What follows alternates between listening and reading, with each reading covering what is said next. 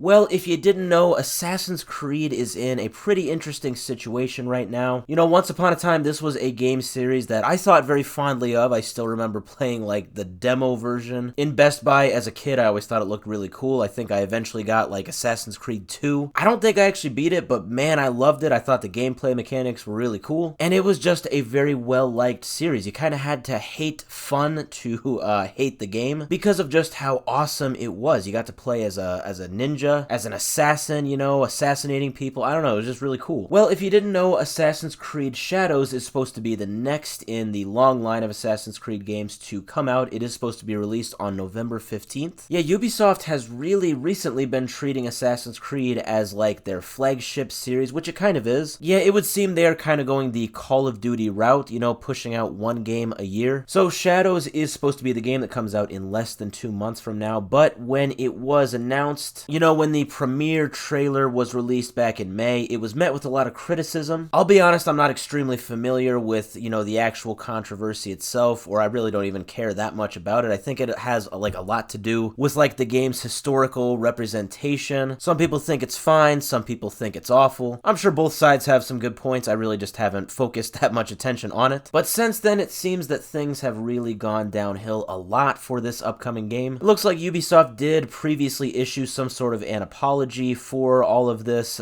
for the Japanese community, I guess, but a lot of people took this apology as vague, and things kind of didn't calm down from there. So Ubisoft, with everything else they are dealing with right now, with Assassin's Creed, they're dealing with a lot. I mean, like I said, this is their flagship series. They've got all this drama now, and then now two big things today have been announced regarding this new Assassin's Creed game, and, well, they're not good. And basically both have to do with the presentation and marketing of this game before it's actually released. So there is something called the Tokyo Game Show that is on September 26th, which is just 2 days from now. Now, Ubisoft was supposed to make an appearance at this game show, and they were supposed to mainly show off Assassin's Creed Shadows. And this was quite significant because the game is set in Japan, and that is where the Tokyo Game Show is. So this would be kind of like a cool presentation of the game. But they have now announced that due to quote-unquote various circumstances, they are pulling out of the Tokyo Game Show. They will not be there to show off Assassin's Creed. So that was announced earlier today, and then later today, it was also reported that Ubisoft completely scrapped the